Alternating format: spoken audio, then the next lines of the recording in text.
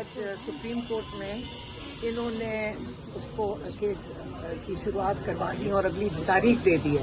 ہم تو اس پہ شکر گزار ہیں کیونکہ آپ کو پتہ ہے ہم ہائی کورٹ میں کتنے مہینوں سے دھکے کھا رہے ہیں اور سارا کا ساری MNAs MPs جاتے ہیں اور یہ کیس وہ ہمیں دو بر نہیں سنتا.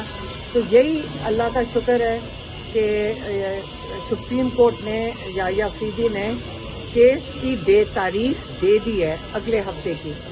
اور جو ہمیں سمجھ آئی ہے, میں ابھی لائر سے ہی پوچھ رہی تھی, ابھی ہمیں پوری طرح ہم نے چیک نہیں کیا کہ کیونکہ جج نے دونوں کو کہا ہے کہ آپ نے میرٹ کے اوپر بات نہیں کرنی, لیگیلٹی پہ بات کرنی. یہ ہمیں سمجھ آئی ہے.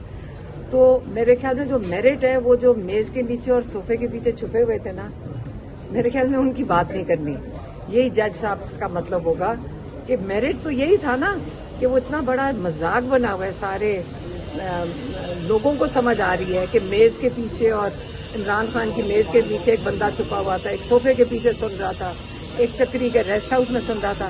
یہ اتنے احمقانہ FIR انہوں نے بنائی ہیں کہ میرے خیال میں کورٹ میں ایسی FIR لے کر جاؤ اور ایسے چارجز لے کر جاؤ اور اس کے اوپر لوگوں کو 10-10 سال کی سزائیں دو کنسپریسی بنا کے.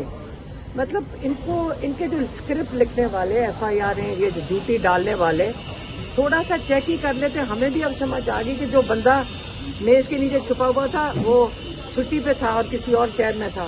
اگر آپ کو اس وقت تو جیل میں ان کو جانا چاہیے جنہوں نے اس قسم کی جھوٹی گواہیاں دی ہیں, اور الٹا ہائی کورٹ نے فیصلہ لکھ کر دے دیا.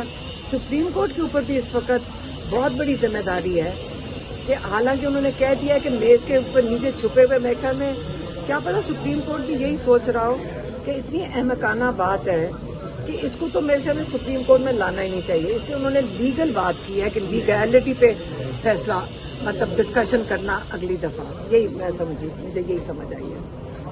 تو علیمہ خان صاحبہ, آپ کو کوئی امید ہے کیونکہ جس طرح سزائیں مل رہی ہیں 9 مئی والوں کو, کل بھی سزائیں دی گئی ہیں 10-10 سال 5-5 سال, اس سے پہلے ڈاکٹر یاسمین راشد صاحبہ, عمر سرفراز چیمہ صاحب, ان سب کو سزائیں 10-10 سال دی گئی ہیں.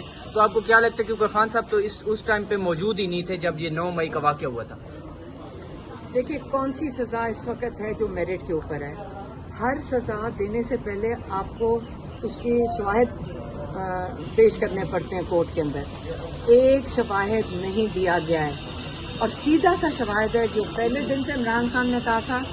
آپ کو یہ معلوم ہے کہ پچھلے تقریباً 2.5 سال سے عمران خان کہہ رہے ہیں کہ CCTV فوٹیج لے آئیں اور سارا اس کے اندر پتہ چل جائے گا.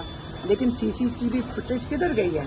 کوئی بات کیوں نہیں کرتا کہ CCTV فوٹیج کدھر ہے؟ آپ نے اگر پروف دینا 9 مئی کا تو CCTV فوٹیج لیں. ساری دنیا میں اسی طرح ہی ہوتا ہے کہ آپ شواہد پیش کرتے ہیں اور یہ پولیس کی رسپانسبلٹی ہوتی ہے, ان کی ذمہ داری ہوتی ہے کہ شواہد پیش کریں.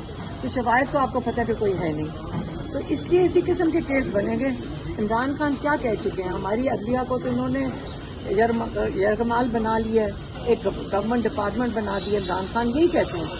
اب اس کے نتائج آپ دعا کر سکتے ہیں, آپ صرف دعا کر سکتے ہیں کہ ہمارے ججز ہمت کریں اور انصاف دے دیں. ہم صرف دعا کر سکتے ہیں, ہم اپنے ججز کے ساتھ کھڑے ہیں. کہ علی مین گنڈا پور نے ہائی کورٹ میں کل درخواست دی ہے عمران خان کے میڈیکل چیک اپ کے لیے شوکت خانم ہسپتال منتقل کیا جائے. تو کیا سرائیاں ہیں, تو آپ کو لگتا ہے کہ یہ اس کی ہائی کورٹ اجازت دے گی عمران خان کو چیک اپ کے لیے لے جایا جائے؟ مجھے یہ نہیں پتا کہ شوکت خانم میں شفٹ کیا جائے. ہم نے تو صرف یہ درخواست دی ہے کہ عمران خان کو شوکت خانم کو جو ان کے اپنے ڈاکٹرز ہیں, ڈاکٹر آصف یوسف اور ڈاکٹر فیصل سلطان, وہ ان کو وزٹ تو کر لیں. اب تو تقریباً 10 مہینے ہو گئے کہ ان کو ڈاکٹرز نے وزٹ, ان کوئی اندر گئے نہیں اور چیک اپ نہیں ہوا. 10 مہینے ہو گئے. یہ کون سا انصاف ہے کہ ان کے ڈاکٹرز نہیں جا سکتے اندر؟ تو اس لیے ہماری تو یہی درخواست ہے کہ صرف ان کو اندر جانے دیا جائے.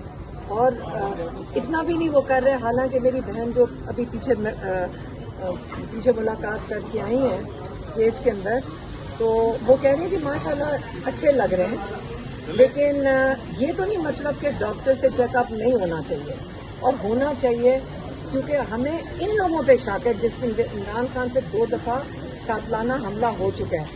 اس لیے عمران خان کا اپنے ڈاکٹر سے چیک اپ کروانا ہر 2 ہفتے کے بعد بہت ضروری ہے. خان صاحب کی نیلامی